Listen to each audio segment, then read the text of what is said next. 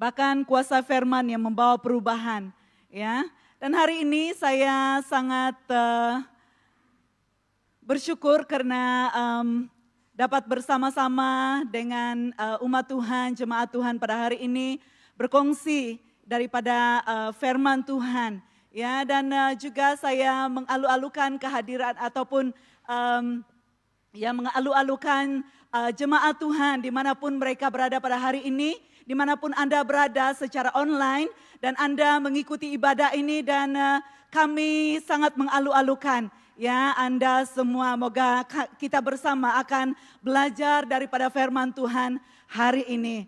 Ya, shalom, dan sekali lagi saya sangat bersyukur karena Tuhan memberikan kita kesempatan ya untuk datang ke rumah Tuhan, untuk belajar firman Tuhan, untuk diubah dan dibentuk ya melalui firman Tuhan. Dan hari ini saya ingin kita bersama-sama belajar bersama daripada firman Tuhan yang terdapat di dalam Ibrani 10 ayat 22 hingga ayat yang ke-27 dan ayat yang ke-39. Saya akan mengambil beberapa bahagian daripada firman Tuhan di Ibrani 10 ini. Nah, sebelum kita meneruskan, dan tema yang kita akan pelajari pada hari ini adalah hati yang bersih dan roh yang teguh. Ya, diperlukan sebagai umat Tuhan hati, ya, karena disitulah puncak segala sesuatu. Nah, sebelum itu saya ingin mengongsikan sebuah mimpi yang Tuhan berikan kepada saya beberapa waktu sebelum ini. Ya, saya pernah mengalami sebuah mimpi, dan di dalam mimpi itu saya melihat ada roh jahat. Ya, saya berada di sebuah tempat dan roh jahat itu berbentuk seorang pribadi, dan di situ dia menawarkan kepada saya. Dia katakan, buat pilihan, ya, buat pilihan dalam hidupmu. Apakah engkau mau hidup berfoya-foya, mau menikmati segala kekayaan yang saya tawarkan kepadamu dan meninggalkan Yesus, dan engkau akan menikmati segala yang engkau boleh enjoy ya di dunia ini. Dan dia katakan, saya boleh tawarkan engkau uang yang banyak, saya boleh tawarkan engkau lelaki-lelaki yang banyak, yang handsome-handsome. Dan dia memberikan tawaran demi tawaran. Saya tiba-tiba teringat, saya katakan kepada pribadi ini, dan saya melihat ada roh yang jahat di belakangnya. Dan saya katakan, saya tidak akan pernah memilih yang lain. Karena hati saya hanya milik Yesus dan milik suami saya seorang. Dan saya tidak akan pernah menginginkan lelaki yang lain. Ya, ya, saya tidak akan pernah memilih lelaki yang lain selain hanya suami saya dan Yesus kekasih jiwa saya. Ya. Dan melalui mimpi ini saya melihat bahwa hati kita itu menentukan destiny hidup kita. Hati kita, ya umat Tuhan, hati kita ini menentukan siapa kita di kemudian hari. Kalau kita membuat pilihan untuk berfoya-foya, untuk menikmati, untuk menerima apapun yang ditawarkan oleh iblis, maka engkau akan menerima akibatnya di kemudian hari. Engkau akan menerima akibatnya di kemudian hari. Itu sebabnya hari ini kita belajar hati yang bersih, roh yang teguh yang tidak akan digoyahkan oleh apapun kuasa-kuasa dunia ini. Mari kita berdoa. Bapa, kami bersyukur Tuhan, karena pada hari ini kami percaya bahwa Engkau adalah sumber kekuatan kami. Di dalam Engkau tidak ada pilihan yang lain, hanya Engkau pilihan yang utama dan yang lebih utama dari segala-galanya. Oleh itu Bapa Surgawi, ajari kami untuk hidup belajar dari firman-Mu, sehingga kami mengerjakan kebenaran demi kebenaran dan melakukannya bersesuaian, berkenan dengan kehendak-Mu ya Bapa. Terima kasih. Pimpin kami Tuhan untuk mengerti firman-Mu dalam nama Yesus Tuhan. Amin. Ya, di dalam Ibrani 10 ayat 22 hingga 23, 26 dan 27 dan ayat yang ke-39. Saya akan membacakannya bagi kita. Ya, kita perhatikan firman Tuhan ini. Maka marilah kita hampir dengan hati yang tulus dan iman yang teguh. sepenuhnya. Hati nurani kita telah direncis sehingga suci daripada kejahatan. Dan tubuh kita telah dibasuh dengan air yang bersih. Marilah kita berpegang teguh pada pengakuan harapan kita tanpa berganjak. Karena Dia yang berjanji sentiasa setia, ayat yang ke-25. Jangan berhenti daripada berhimpun seperti yang dilakukan kebanyakan orang. Nasihatilah sesama sendiri, terutamanya setelah kamu sadar hari Tuhan itu kian hampir. Jika kita sengaja melakukan dosa, setelah kita mengenal kebenaran, tiada lagi korban untuk menebus dosa. Yang ada hanyalah ketakutan, menanti hukuman, dan api kemurkaan yang akan memusnahkan semua yang ingkar. Tetapi kita bukanlah antara mereka yang undur ke arah kebinasaan, tetapi antara mereka yang beriman dan diselamatkan. Itulah tujuan akhir dari hidup kita. Ya, itulah tujuan akhir dari hidup kita, saudara yang dikasihi. Di sini dikatakan hampiri Bapa dengan hati yang tulus. Karena ketika kita menghampiri Tuhan dengan hati yang busuk, dengan hati yang tidak bersih, maka persembahan kita tidak akan diterima. Tapi apabila kita membersihkan hidup kita dan kita menghampiri Dia dengan keberanian berkata bahwa Tuhan, tolong aku, bersihkan aku. Dengan motif yang benar kita menghadap Tuhan, maka kita akan diterima oleh Allah Bapa yang mengasihi kita. Karena Dia telah menjanjikan perkara-perkara yang sangat baik bagi setiap anak-anak yang mengasihinya. Dan seterusnya kita melihat di dalam Yeremia 17 ayat yang ke-9 berkata, hati itu licik melebihi segala sesuatu, bahkan sangat parah. Siapa dapat mengetahuinya? Ya, kalau kita melihat di antara sesama kita, siapa yang boleh membaca apa yang terkandung di dalam hati sesama kita? Tidak ada seorang pun. Tidak ada seorang pun, tetapi Tuhan, ya, firman Tuhan mengatakan bahwa Dia menilai, Dia menilik sampai ke dalaman hati kita. Bahkan kita tidak boleh menyembunyikan apa-apapun di hadapan Tuhan. Tidak ada satu titik pun yang dapat kita sembunyikan di hadapan Tuhan. Semua itu terbuka di hadapan Tuhan. Amin. Maka oleh itu mari kita datang dengan ketulusan hati. Kita melihat apakah arti hati menurut Alkitab. Apa arti hati menurut Alkitab? Di dalam Matius 12 ayat ke-33 sampai pada ayat yang ke-35 berkata, jika kamu ingin mendapat buah yang baik, kamu harus mempunyai pohon yang baik. Jika pohon tidak baik, buahnya pun tidak baik. Baik tidaknya pokok diketahui daripada buahnya. Bagaimana kamu dapat tuturkan perkara yang baik, sedangkan dirimu jahat? Yang diluahkan mulut meluap dari hati. Orang yang baik membuahkan hal-hal yang baik daripada hazana simpanannya, ya, daripada harta penyimpanannya. Karena hatinya penuh kebaikan. Orang jahat membuahkan hal-hal yang jahat karena hatinya penuh dengan kejahatan. Itu sebabnya firman Tuhan di dalam Amsal 4 ayat 23 berkata, jagalah hatimu dengan segala kewaspadaan, karena dari situlah terpancar kehidupan. Saudara yang dikasihi oleh Tuhan, beberapa waktu yang lepas, beberapa minggu yang lepas, saya merasa seperti saya semakin menjauh daripada Tuhan. Tingkah laku saya menyadari bahwa tingkah laku saya agak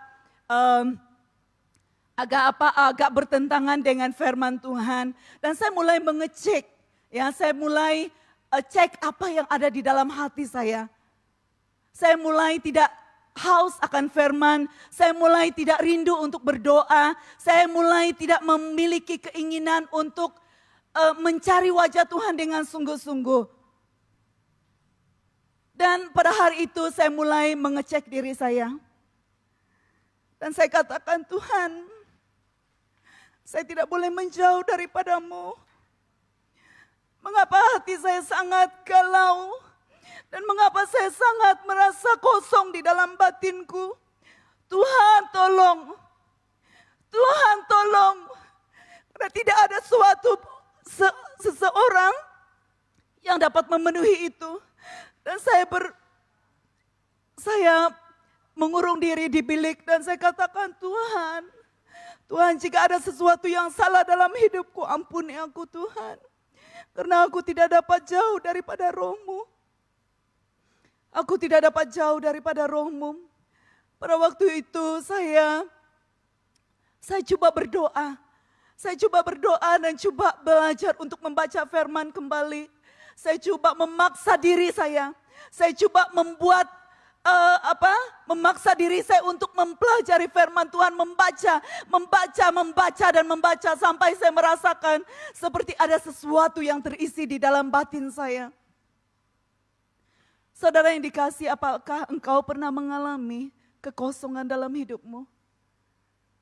Mungkinkah kita hari-hari ini semakin jauh daripada kasih karunia Tuhan oleh karena pilihanmu? Mari kembali kepada Tuhan. Kembali kepada kasih-Nya yang besar karena Dia sangat memperhatikan hidup kita. Tidak ada yang lebih baik. Tidak ada yang lebih baik di dunia ini selain kita ada di dalam hadirat-Nya. Tidak ada yang lebih manis, tidak ada yang lebih baik. Engkau rasakan selain engkau ada di dalam pelukannya.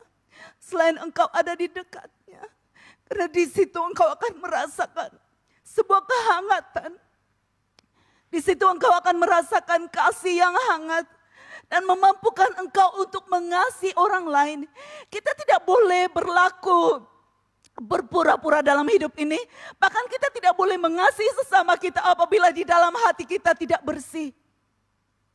Kita tidak boleh. Kita tidak boleh. Mari hari ini kita belajar cara-cara untuk memiliki hati yang bersih di hadapan Tuhan. Memiliki roh yang teguh di hadapan Tuhan.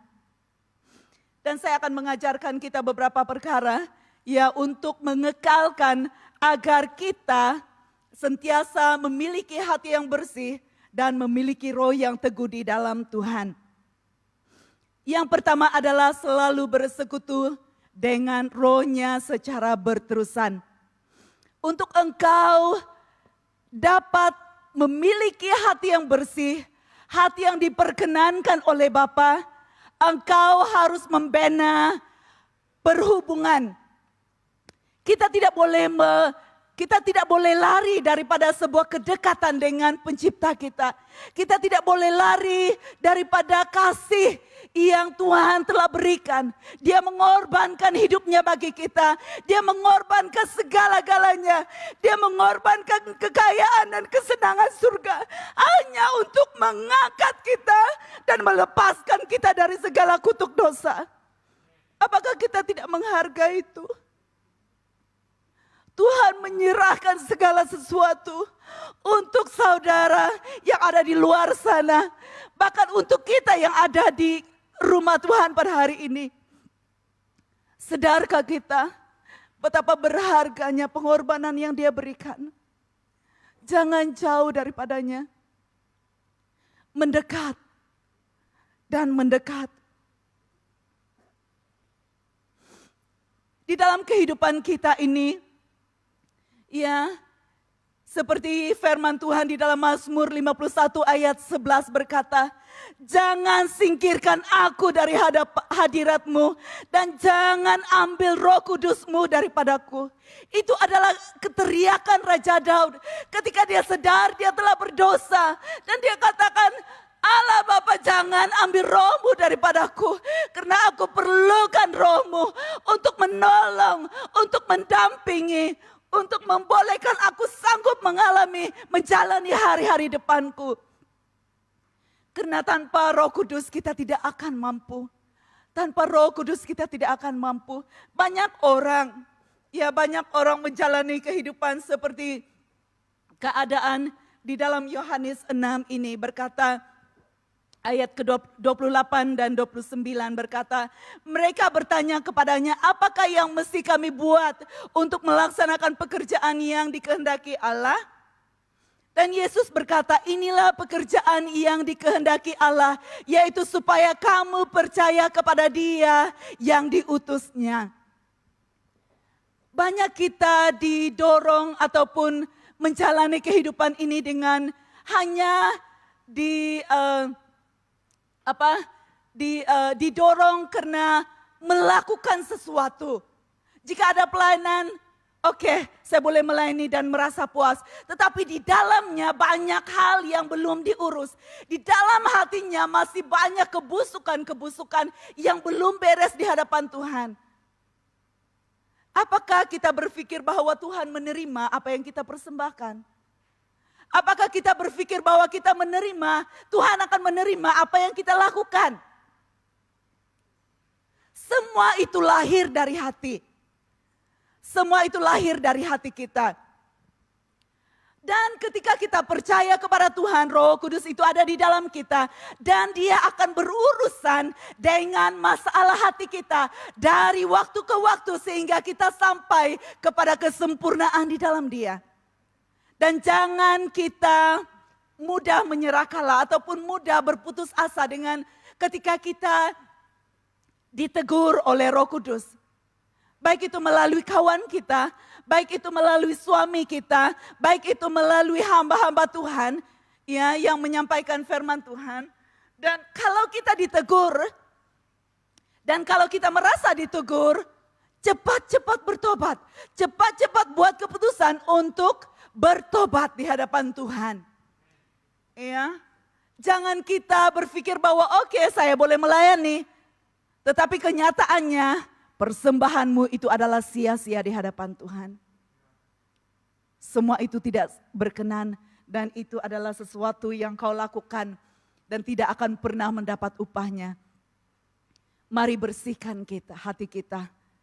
Bersihkan hati kita, percaya dengan sungguh-sungguh. Hal yang pertama yang harus kita lakukan dalam hidup ini adalah percaya dengan sungguh-sungguh kepada janji firman-Nya. Kepada janji firman Tuhan. Kita percaya bahwa Yesus itulah penyelamat kita. Ketika kita merasa tertuduh, kita katakan Yesus sudah menebus saya. Yesus sudah memberikan hidupnya bagi saya. Saya telah bebas dan mulai minta kepada Tuhan, jika ada sesuatu yang tidak beres, Tuhan ampuni saya, Tuhan lepaskan saya, Tuhan ulurkan tangan kasih-Mu, peluk saya, ubati hati saya yang luka. Teriakan-teriakan yang seperti itu akan membuatkan Tuhan mendatangi kita, akan membuatkan Dia untuk mendengar seruan hati kita, sehingga Dia akan menolong. Sehingga Dia akan menolong kita. Karena kita ini adalah kekasih-Nya. Tidak ada makhluk lain yang sangat dikasih oleh Tuhan selain manusia. Selain manusia, kita ini telah ditebus. Ya, oleh itu kita jangan tersalah fokus dalam hidup kita. Jangan kita melakukan, tetapi kenyataannya di dalam ini belum dibereskan. Mari kita bereskan hati kita. Kita bereskan hidup kita agar kita diperkenankan dan segala yang kita lakukan itu mendatangkan hasil, ya, mendatangkan hasil. Yang kedua adalah siap dibersihkan melalui firman Tuhan. Nah, untuk kita memiliki hati yang bersih dan roh yang teguh. Untuk kita memiliki hati yang bersih dan roh yang teguh, ya kita harus siap untuk dibersihkan melalui firman Tuhan. Karena hanya kebenaran itulah yang diberikan oleh Tuhan bagi kita, yang diberikan oleh Allah bagi kita untuk guide kita, untuk menyatakan kepada kita ini salah, ini yang harus kamu lakukan, ini jalan yang betul, ini yang tidak patut kamu lakukan dan sebagainya. Itu sebabnya kita harus kembali kepada firman Tuhan. Kita harus kembali kepada kebenaran firman Tuhan. Kita tidak boleh membiarkan diri kita malas untuk membaca firman Tuhan. Hari-hari ini saya menegur diri saya sendiri. Menegur diri saya sendiri dan saya katakan kamu tidak boleh malas. Saya memaksa diri saya untuk bangun awal, berdoa dan membaca firman bukan karena saya fase.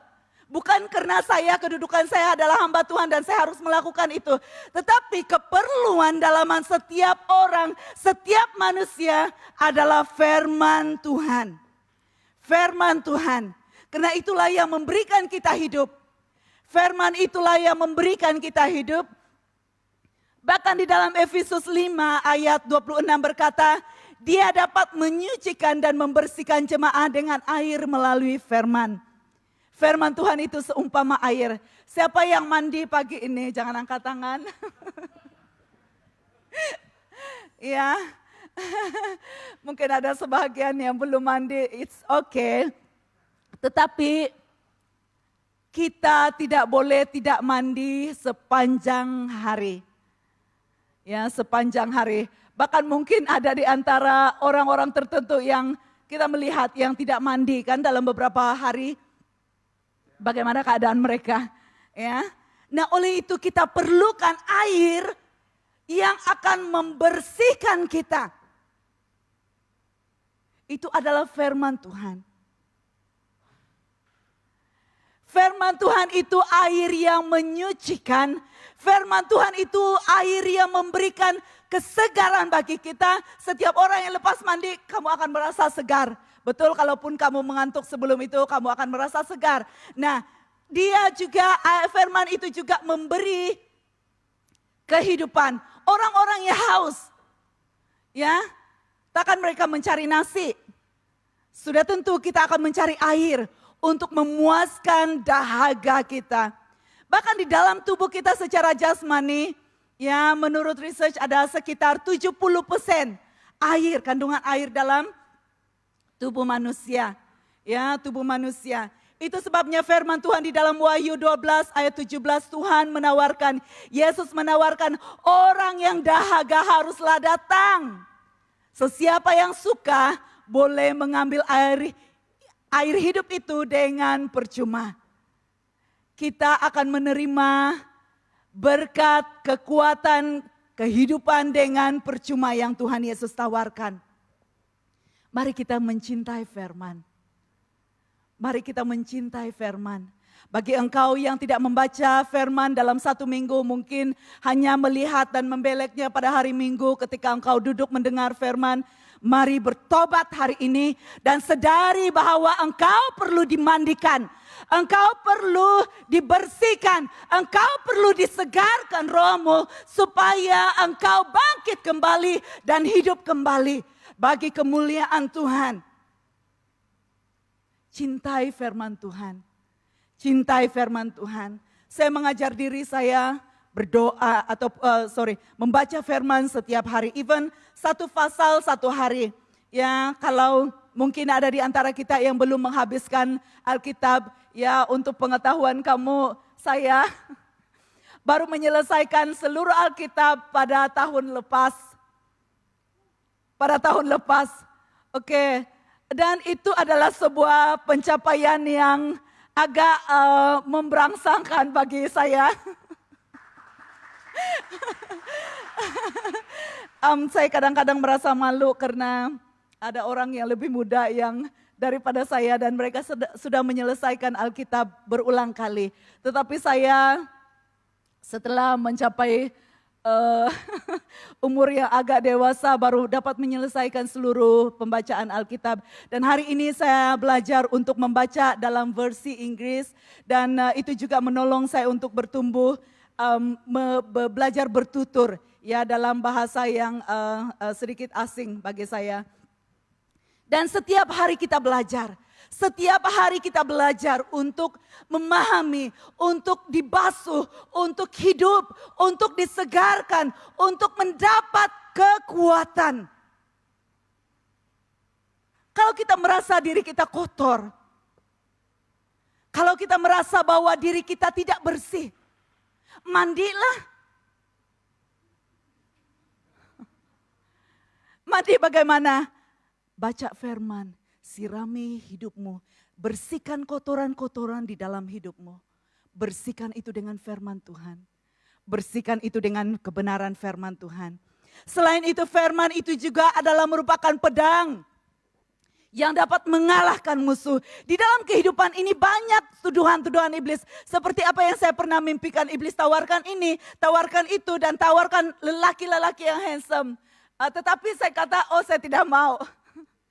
Ya, firman itulah yang menjadikan saya teguh dan membuat pilihan yang tepat.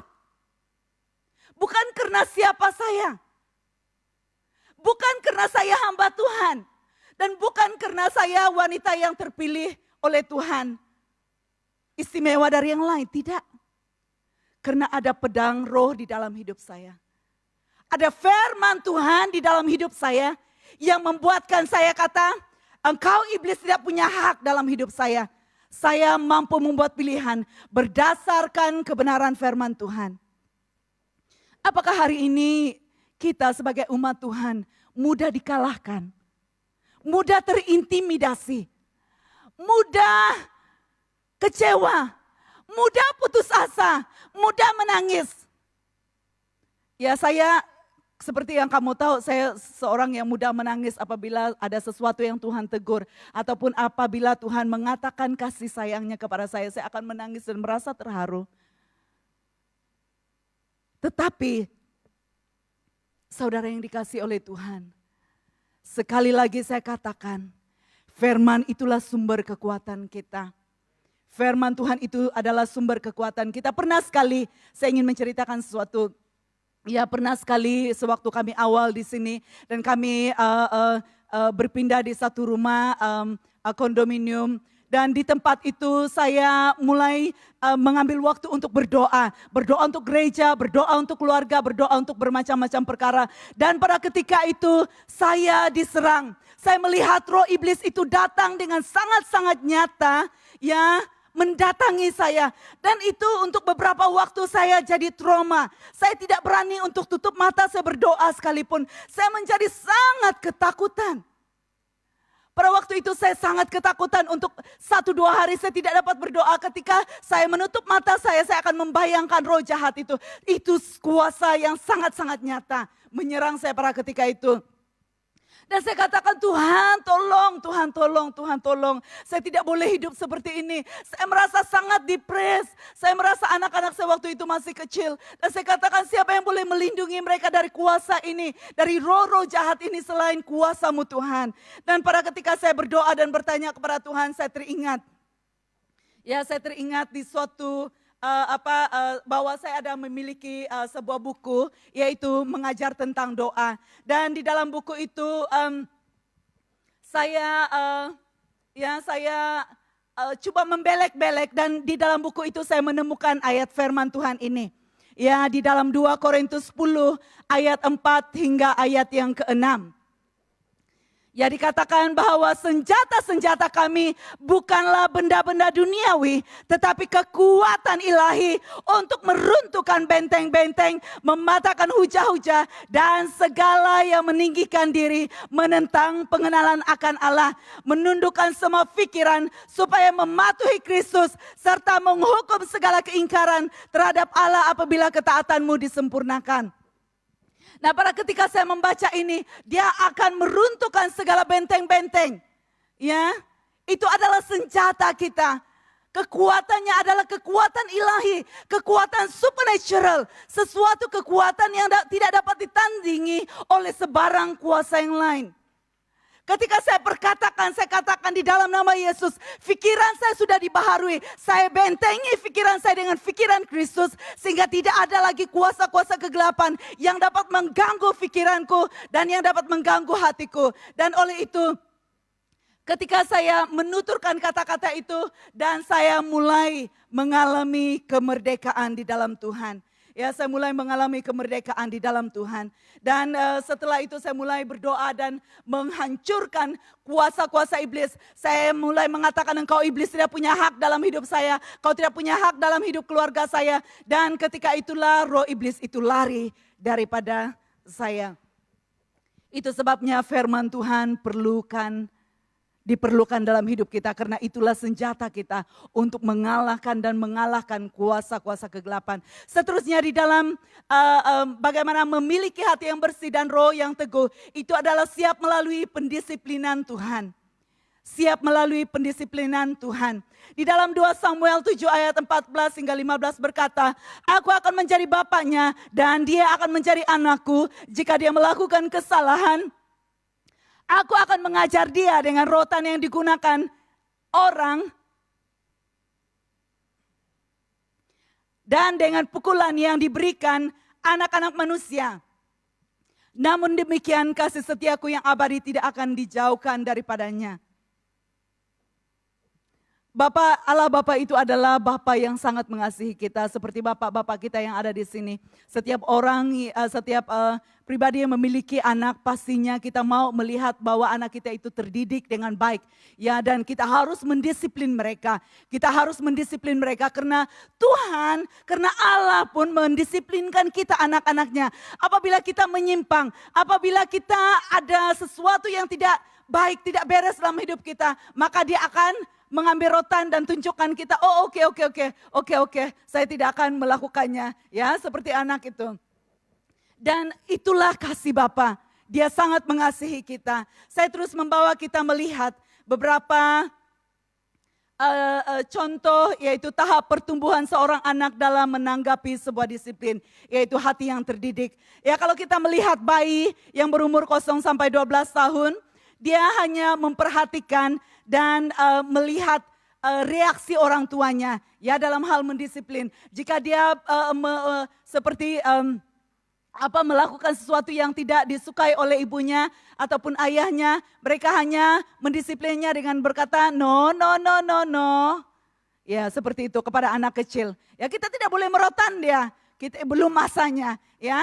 Nah, kalau kita melihat anak-anak 1 sampai 4 tahun, emosinya tidak terkawal. Dia selalu merengek dan menangis dan memberontak dan melakukan segala macam untuk mendapatkan apa yang diinginkan hatinya.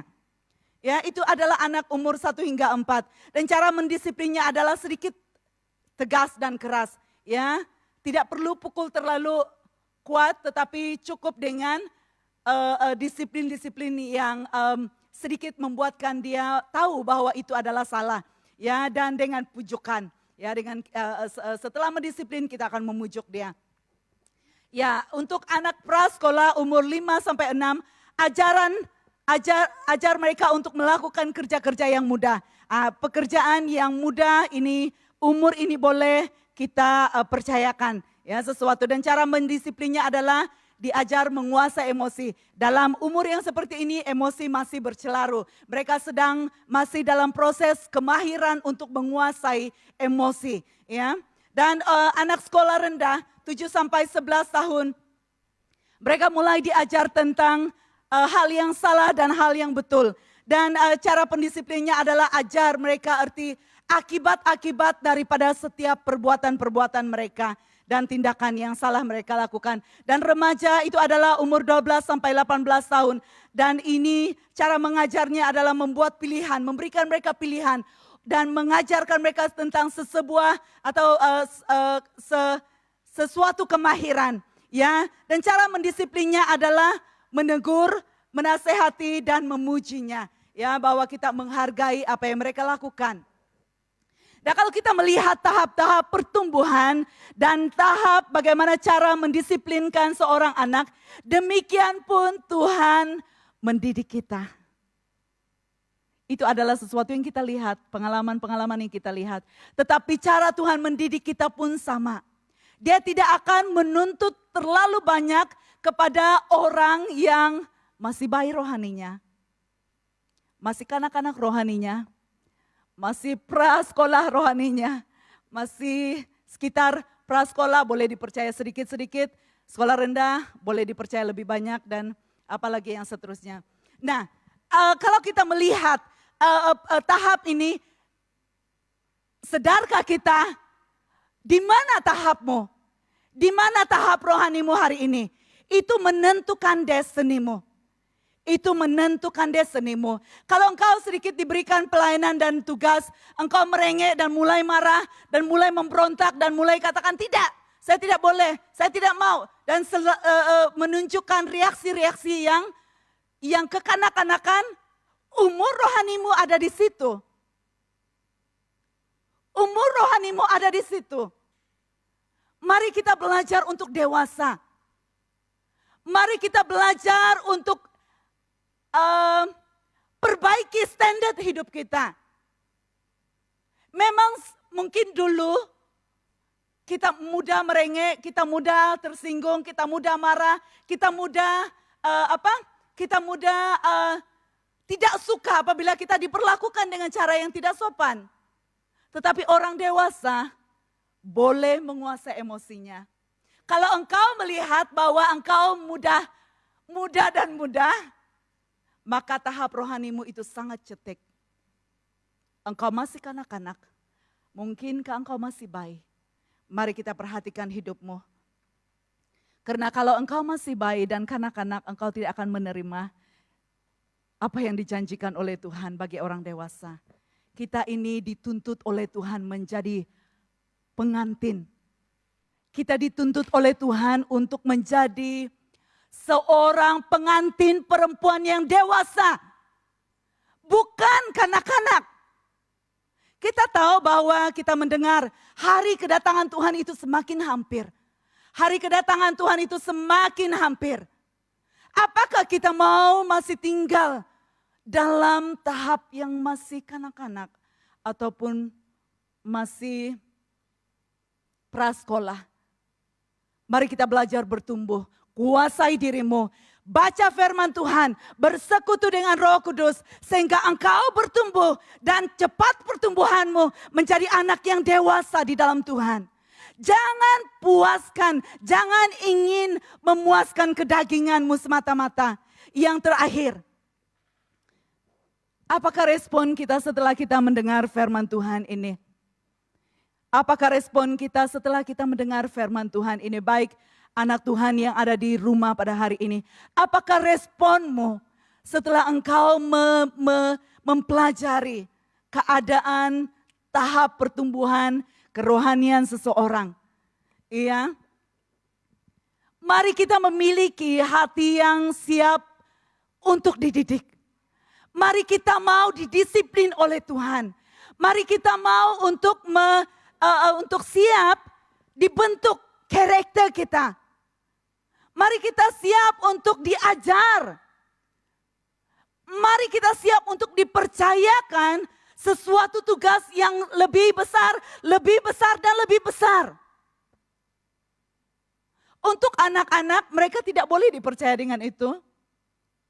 Tetapi kalau kita dewasa di dalam Tuhan, kita boleh dipercaya. Jangan menjadi orang yang mudah merengek. Jangan menjadi orang dewasa yang kekanak-kanakan. Mari kita bertumbuh secara dewasa kepada Tuhan. Karena ketika kita siap dididik, kita siap didisiplin oleh Tuhan, kita siap melakukan firman Tuhan walaupun itu menyakitkan, maka jati dirimu, identitimu akan ditentukan oleh Tuhan. Engkau ditetapkan ataupun engkau dianggap dewasa oleh Tuhan kalau engkau bertindak sebagai orang dewasa. Nah, kita melihat di dalam 1 Korintus 9 ayat 27, aku bersungguh-sungguh melatih tubuhku untuk menguasai diri. Ya, apa? Menguasai diri. Supaya aku tidak ditolak setelah mengkabarkan Injil kepada orang lain. Ya, kita berusaha untuk menjadi dewasa. Nah, selain secara singkat saya katakan, orang yang dewasa rohaninya, dia memiliki disiplin. Disiplin apa? Membaca firman Tuhan dan juga apa? Memiliki apa? Persekutuan yang intim dengan Roh Kudus. Dia mampu untuk diberikan kepercayaan. Dia mampu untuk melakukan tugas yang dipercayakan kepadanya. Bahkan dia mengutamakan apa? Sebuah keintiman. Dia menyangkal diri, walaupun dia tidak suka, walaupun dia tidak mau. Itu kehendak Tuhan, itu yang dituntut oleh firman Tuhan. Dia katakan, tidak, saya tidak akan memuaskan keinginan saya hanya melakukan apa yang Tuhan inginkan dalam hidup saya. Itu adalah orang yang dewasa. Tapi kanak-kanak pula adalah, dia kalau didisiplin sedikit, mudahlah dia merajuk dan mudahlah dia tidak mau, mudahlah dia tidak datang ke gereja dan segala macam alasan. Ya. Dan dia juga terlalu selfish. Dia terlalu selfish hanya untuk mementingkan, memuaskan keinginannya. Sehingga dia tidak mau untuk berkorban bagi orang lain. Itu kita lihat dalam diri kanak-kanak, betul? Nah, dia juga tidak siap untuk menderita bagi Tuhan. Dia tidak siap berkata, Tuhan ini aku pakai, aku utus aku. Dan lakukan apa yang kau inginkan. Lakukan apa yang engkau inginkan. Dan hari ini saudara yang dikasih oleh Tuhan, saya ingin menjemput pemusik dan worship team. Dan kalau kita ingin dan kita mau memiliki roh yang teguh, hati yang dibersihkan oleh Tuhan, baca firman-Mu setiap hari. Kalaupun engkau skip 1 atau 2 kali dalam seminggu itu, it's okay. Mulakan lagi dan mulakan lagi. Perbaiki dirimu ketika engkau membaca firman Tuhan. Sejak kebelakangan ini ketika saya membaca firman Tuhan, banyak teguran-teguran yang Tuhan yang saya mengerti dari firman Tuhan. Banyak perkara-perkara, banyak hal-hal yang saya mulai mengerti. Yang selama ini saya tidak pahami. Yang selama ini saya tidak dapat tangkap. Ketika saya memaksa diri saya untuk mencintai Tuhan dengan lebih lagi. Untuk mengasihi Tuhan dengan lebih lagi. Ketika saya memaksa diri saya untuk belajar firman Tuhan. Ketika saya memaksa diri saya untuk bersekutu kembali dengan Roh Kudus. Itu membuatkan saya memahami tentang hal-hal yang tersembunyi. Hal-hal yang tidak saya pahami. Kebekuan-kebekuan di dalam hatiku mulai terisi. Saya mulai mengalami kasih Tuhan. Saya mulai mengalami perubahan. Saya mulai mau untuk belajar dan belajar. Melakukan dan mengerjakan apa yang Tuhan inginkan. Jemaat Tuhan, mari kita berdiri.